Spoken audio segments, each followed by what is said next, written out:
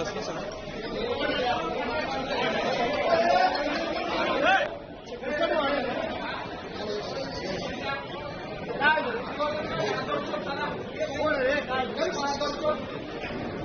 अरे घेतोय ना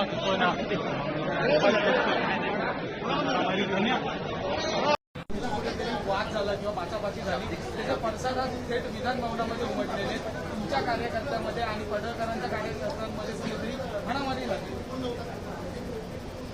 हल्ला कोणी केला? मग हे बोला ना, हे बोला, जोरात बोला, परत जोरात बोला. हल्ला कोणी केला? बोला ना, बोला. कशाला प्रश्न विचारता आम्हाला?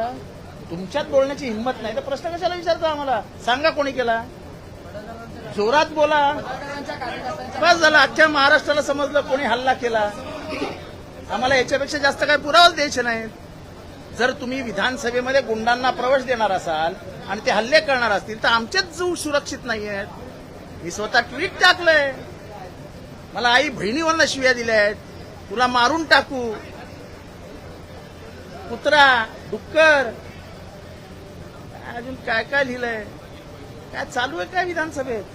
मी भाषण करून बाहेर आलो आणि थोडासा मोकळी हवा खेळायला बाहेर गेलो होतो. हा मालाच मारण्यासाठी आले होते सगळे. म्हणजे विधानसभेमध्ये विधिमंडळाच्या पायऱ्यांवर भवनामध्ये आमदार सुरक्षित नसतील तर कशाला राहायचं आमदार? काय गुन्हा आमचा?